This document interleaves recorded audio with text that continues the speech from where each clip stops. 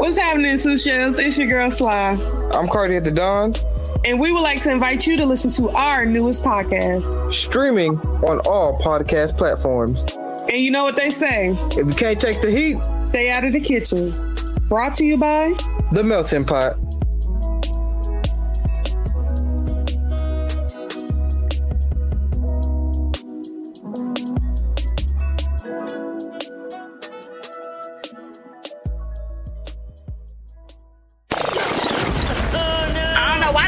They all that though. Period. Okay.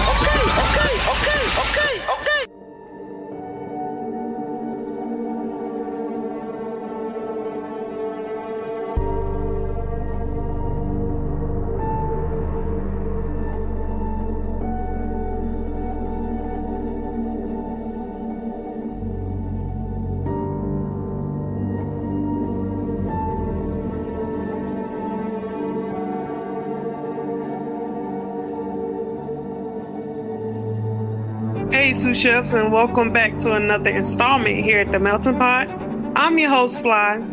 I'm Cardi at the Dawn. And you know, lately, people have been really just stupid, naive, and downright malicious.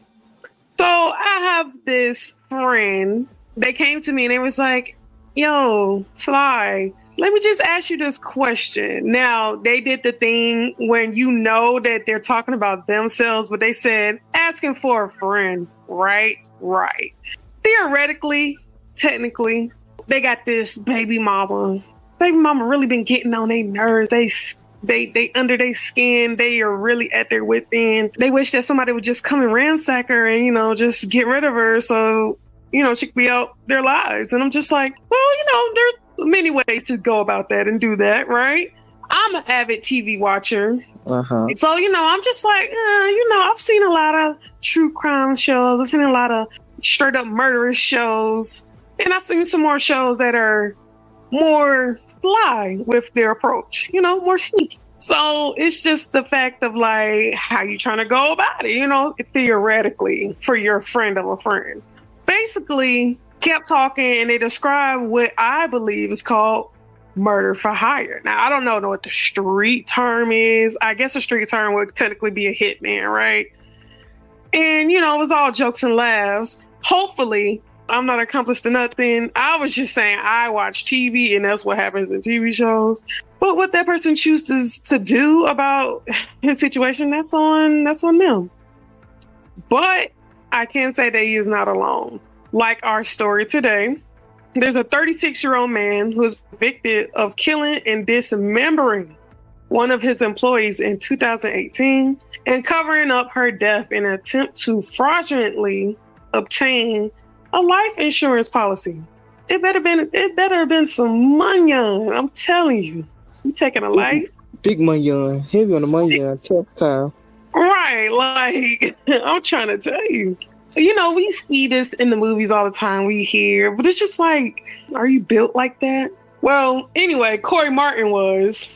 So the U.S. Attorney's Office for the District of Eastern New York announced Monday that Corey Martin was guilty of murder for hire conspiracy, wire fraud conspiracy, aggravated identity theft, and fraudulent use of identification in a plot to kill 26-year-old Brandy Odom.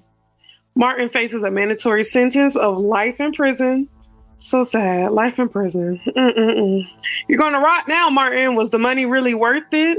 And let's get into occupations of these two people, because it was a very parasitic relationship, not symbiotic. It's like a you use me, I use you type of thing. Both involved in the sex work profession. This is what the article called these people. They were pimping whores. Employee, I'm sorry. Yes. So Brandy Odom was the employee and Mark was the pimp. So the way I look at it, I wish my manager would put some insurance out on me and then kill me. That's so... Okay, they're in the line of sex work. Yeah, and you said Martin killed Odom. Yes. So, okay, if you're so-called the pimp or the employer, is she your only whore in the whorehouse? I mean, like, Like, she your only employee, or she just employee of the mom, so she really bring in them coins. Like, I don't know. Like, I guess we'll never know now. But She the only what in the what? Because I'm sorry. yeah, like she the only one hitting the marks for the month. Like, I'm just trying to figure out, because I mean, they have a working relationship, so I mean, I guess you could really catch another charge, like premeditated. Y'all had a standing relationship, so Let's keep digging into it. Breon Peace, United States Attorney for the Eastern District of New York, James Smith, Assistant Director in Charge, Federal Bureau of Investigations, New York Field Office, and Edward A. Cabin, Commissioner of New York City Police Department, announced the verdict. It is fitting that Martin faces a mandatory sentence to spend the rest of his life in prison for this ghastly, cold-blooded crime that was motivated by greed and executed after extensive planning. Martin saw the victim as a moneymaker, trafficking her for commercial sex, then after killing her with his bare hands, tossing out her slaughtered body parts like trash so he could profit from the death. Brandy Odom suffered an unthinkable death at the defendant's hands, but her life mattered, and I hope that this verdict holding the defendant responsible brings some measure of closure to her family. Today's guilty verdict is a message to anyone who, without fear of being held accountable, commits heinous acts of criminality in New York City, stated NYPD Commissioner Cabin. The NYPD will continue to collaborate with the FBI and the Office of the U.S. Attorney for the Eastern District of New York to conduct meticulous investigations that lead to successful prosecutions and ultimately deliver justice to victims. As proved at trial, Martin resided at a house in Rosedale, Queens, with the then 26-year-old victim, Brandy Odom, and co-conspirator who were engaged in commercial sex for the defendant, who operated as their pimp. In March and December 2017, Martin and the co-conspirator fraudulently obtained 2 life insurance policies in Odom's name. They made premium payments to the life insurance companies by Western Union money orders and by using a debit card in Odom's name. At trial, Martin co-conspirator testified that prior to Odom's murder, she and the defendant watched The First 48, a true crime TV show about police tactics, and they discussed what not to do and what things to do to avoid being caught by the police. The co-conspirator testified that Martin also watched Dexter, a TV show about a serial killer who dismembered his victims, because the defendant was looking for ways to commit the crime when he got rid of Brandy. In early April 2018, Martin strangled Odom in her bedroom. Martin and the co-conspirator then purchased cleaning supplies and a vacuum to clean up the murder scene. At the Green Acres Mall on Long Island on April 6, 2018, Martin searched the Home Depot's website for a DeWalt 12-amp corded reciprocating saw, described as featuring a powerful 12-amp motor design for heavy-duty applications. Later that evening, Martin searched YouTube for how to insert blade for reciprocating saw and using reciprocating saw.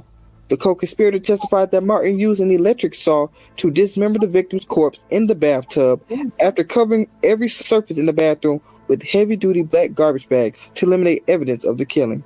In the early morning of April 8th and April 9th, 2018, Martin disposed of Odom's body parts in Carnegie Park with the assistance of his co-conspirator on April 10th, 2018. Martin conducted dozens of internet searches for news articles, including "Search area expands after dismembered body found in Carnegie Park in Brooklyn." Martin also ascended a Twitter post titled "Person Walking Dog Discovers Remains of Woman's in Brooklyn Park." The following day, on April 11, 2018, Martin searched YouTube using the search term "exclusive interview of mother of girl found in park." After Odom's murder, his co-conspirator made several unsuccessful attempts to claim benefits under Odom's life insurance policies. The government's case is being handled by the Office of Organized Crime and Gang Section, assisted by U.S. Attorney Tanya Hajar. So, Mr. Corey Martin, age 36 of Rosedale, Queens, in no way trying to defend the murderer here or, be downright insensitive towards the family of the deceased. But why would you take her body parts, put them in trash bags, and just throw them out like it's Tuesday's trash pickup day? Like, if you're so-called mocking Dexter and you're inspired, I mean, Dexter would never. That literally goes against. First of all, he had a moral code. He only killed for people who fit the code. Second of all, he was way smarter with getting rid of evidence. The fact that he worked alongside of the police, that's literally hiding in plain sight. He worked years with these people. But okay, not everybody's a freaking psychological genius killer. But still, getting rid of her body like you're just throwing away trash from the Super Bowl party you had last week. Like, what's going on? You're just begging to be caught. And then you get on YouTube. You're searching things like how to insert a blade, blah, blah, blah, you know, into like a human carcass. Like everything on this internet, y'all, is tracked. IP addresses, search bars, search history.